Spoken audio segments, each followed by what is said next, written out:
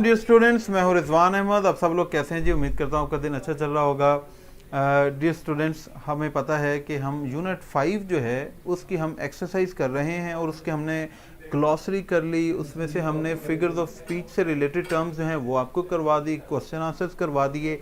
आज कुछ पोर्शन जो रह गया है इसके अंदर, जैसे वो कलेक्टिव नाउन वगैरह कुछ चीज़ें इसके अंदर डिस्कस की गई हैं, वो हम करेंगे।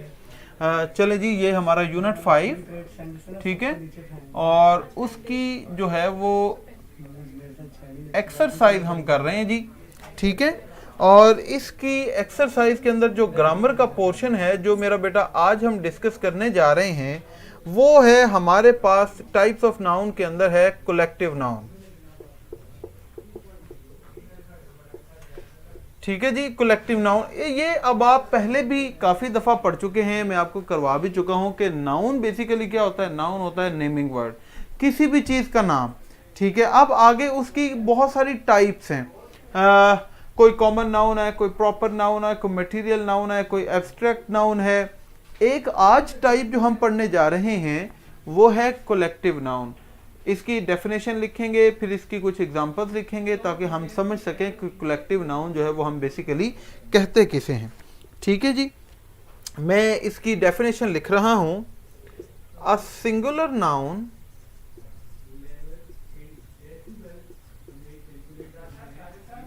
सच एज कमेटी। अब यहां तक हमें पता चल गया कि कलेक्टिव नाउन बेसिकली होते क्या है। ये सिंगुलर नाउन होते हैं, ये वाहिद होते हैं, ये वाहिद ही कंसिडर किया जाता है, चाहे इनसे मुराद जो है वो एक से ज्यादा लोग हों, एक से ज्यादा चीजें हों, लेकिन वो हमेशा वाहिद ही समझे जाते हैं। तो जब हमारा नाउन, जब हमारा सब्जेक्ट सिंगुलर होता है तो फिर उसके साथ आगे हमारा वर्ब भी हमेशा सिंगुलर आता है। ये आपने ख्याल रखना है इस चीज का, ठीक है। और team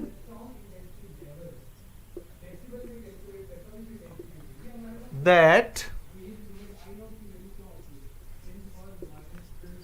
refers to a group of people, animals or things is called collective noun।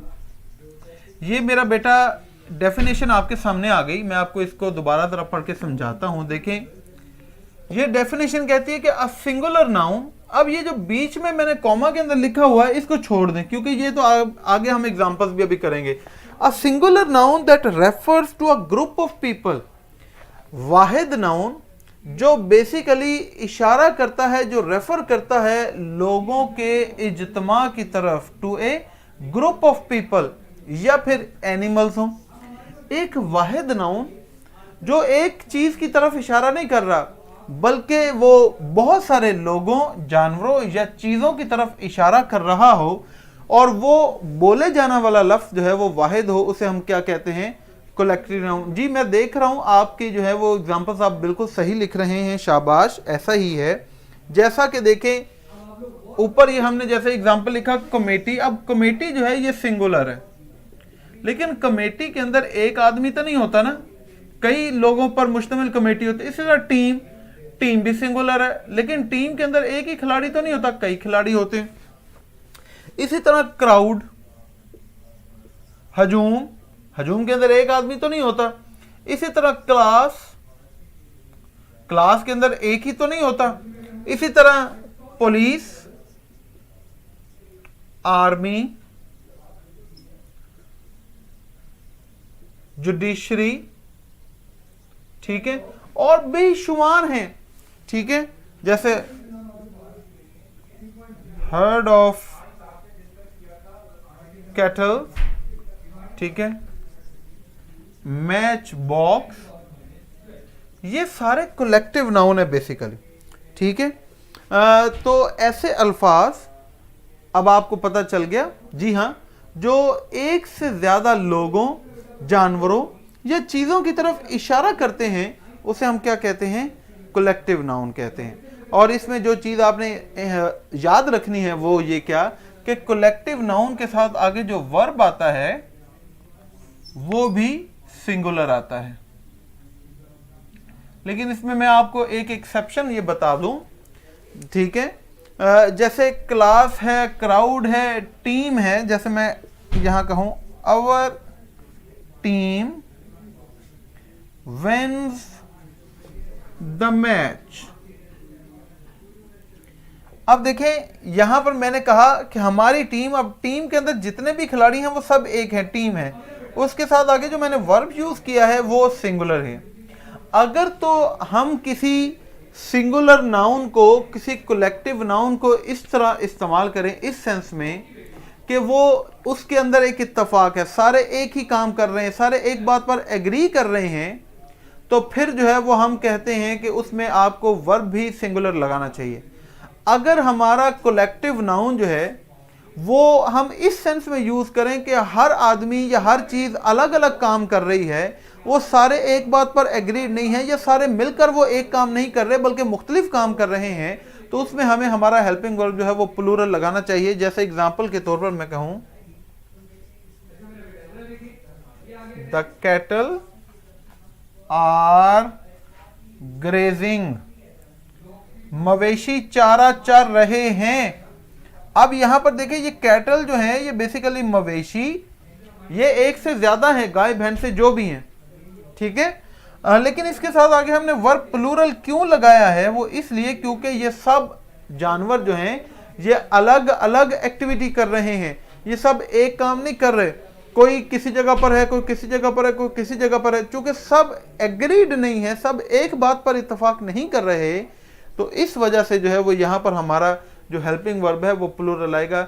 ये याद रखें कि जब वो उनके दरमियान कि जब सिंगुलर नाउन यूज करें, अगर वो सब एक काम करें तो सिंगुलर, अगर हर कोई अपना अपना काम करे तो उसमें फिर हमें हेल्पिंग वर्ब जो है वो प्लूरल लगाना चाहिए। इसी तरह देखें, मैं कहूं the committee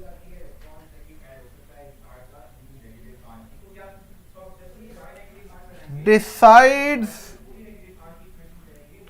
in his favour, committee जो है वो उसकी फेवर में, उसके हक में फैसला कर लेती है। इसका मतलब है एग्री हो गया, कमेटी सारे मिलकर एक ही फैसला कर रहे हैं। अगर मुख्तलिफ होता, अगर वो कमेटी का एक फैसला ना होता तो फिर हमें यहां पर डिसाइड नहीं लगाना पड़ता। जैसे मैं कहूं the committee are divided upon this issue, इस मसले पर कमेटी के अंदर इत्तेफाक नहीं है। चूंकि इत्तेफाक नहीं है इसलिए हमें फिर हेल्पिंग वर्ब जो है वो प्लूरल लगाना पड़ता है, ठीक है।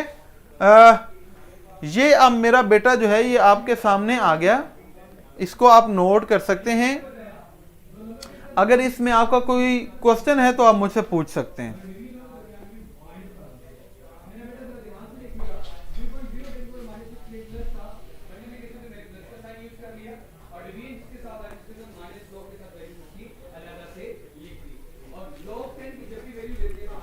अगर क्लियर है तो फिर हम आगे चलें।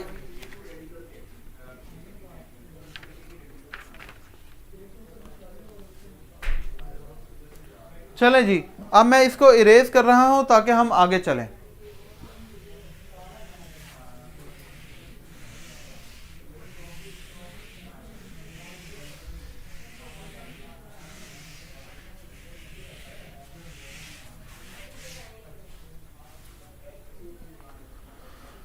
अच्छा जी, आगे हमारे पास आज इस पोर्शन में है प्रेपोजिशन। प्रेपोजिशन जो है वो भी, उसकी भी डिफरेंट टाइप्स हैं। जैसे प्रेपोजिशन ऑफ टाइम है, प्रेपोजिशन ऑफ मैनर है और प्रेपोजिशन ऑफ प्लेस है। डिफरेंट प्रेपोजिशंस होती हैं। आज की इस एक्सरसाइज के अंदर हम प्रेपोजिशन ऑफ प्लेस करने जा रहे हैं। इससे पहले जो प्रेपोजिशन जो है वो बेसिकली उसका आपको आइडिया होना चाहिए, उसका आपको कॉन्सेप्ट पता होना चाहिए कि प्रेपोजिशन का मकसद क्या होता है। प्रेपोजिशन जो है ये क्या होता है, ये इट लिंक्स, या फिर इसे आप कह सकते हैं कि it shows a connection of the following noun, इसे हम ऑब्जेक्ट भी कह सकते हैं, pronoun with the subject and the verb of the sentence. बहुत ही आसान, इससे ज्यादा आसान डेफिनेशन प्रेपोजिशन को आपको कोई नहीं बता सकता। मैं आपको ये बता रहा हूं कि प्रेपोजिशन क्या होती है। ये बेसिकली एक कनेक्शन शो करती है। किस चीज का? ये कनेक्शन शो करती है अपने से बाद में आने वाले किसी नाउन का, जो जुमले के अंदर एज एन ऑब्जेक्ट शो लिखा होता है। इसका मतलब है कि जुमले का जो ऑब्जेक्ट है, अगर उसका कोई कनेक्शन दिखाया गया है जुमले के सब्जेक्ट और वर्ब के साथ, तो वो कनेक्शन जो है हमेशा प्रेपोजिशन शो करेगी। जब हमें बताना होगा कि हमारा जो ऑब्जेक्ट है इसका क्या लिंक है, ये किस तरह जुड़ा हुआ है हमारे जुमले के सब्जेक्ट या जुमले के वर्ब के साथ, तो फिर उस लिंक को शो करने के लिए जो लफ्ज हम जुमले में इस्तेमाल करते हैं उसे हम कहते हैं प्रेपोजिशन। तो इसका मतलब है कि प्रेपोजिशन के बाद एक ऑब्जेक्ट जो है वो जरूर होगा। यही चीज है जो उसे कंजंक्शन से या एडवर्ब से चेंज करती है। ये हम आने वाले लेक्चर्स में भी पढ़ेंगे, लेकिन आज आपको ये समझ आ जानी चाहिए। फॉर एग्जाम्पल देखें, मैं कहूं the book is dash the table. अब देखें यहां पर अब हमने दो चीजों का आपस में ताल्लुक शो करना है। एक है बुक, किताब, और दूसरा है मेज। किताब और मेज का आपस में क्या ताल्लुक है? ये दोनों चीजें कैसे जुड़ी हुई हैं? लेट्स से मैं कहता हूं the book is on the table, इसका मतलब है कि ये मेज के ऊपर पड़ी। अब मैं कहूं the book is in the table, इसका मतलब है कि ये किताब जो है ये मेज के अंदर पड़ी। मैं कहूं the book is under the table, इसका मतलब है कि किताब जो है वो मेज के नीचे पड़ी। अब मैं अगर कहूं the book is beside the table, कि ये उसकी एक तरफ पड़ी है, तो अब ये देखें कि इन अल्फाज से ये हमारी किताब जो हमारा सब्जेक्ट है और ये हमारा जो ऑब्जेक्ट है, इन दोनों का लिंक जो है, इन दोनों का जो आपस में एसोसिएशन है वो चेंज हो जाती है। हमारा ये सब्जेक्ट है, ये हमारा ऑब्जेक्ट है। समझ आ रही? तो सब्जेक्ट और ऑब्जेक्ट के दरमियान क्या ताल्लुक है, उस ताल्लुक को शो करने के लिए जो अल्फाज हम इस्तेमाल करते हैं उसे हम कहते हैं प्रेपोजिशन।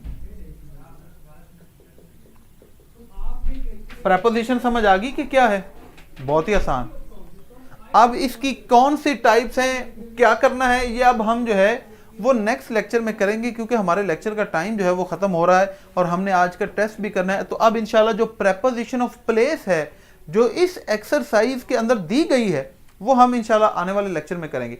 लेकिन उम्मीद करता हूं कि आज का लेक्चर जो है वो आपको पसंद आया होगा, आपको समझ भी सारी आ गई होगी, आइडियाज आपके प्रेपोजिशन से रिलेटेड भी क्लियर हो गए होंगे। अगर आपका कोई क्वेश्चन है तो आप जल्दी से मुझसे पूछ भी सकते हैं।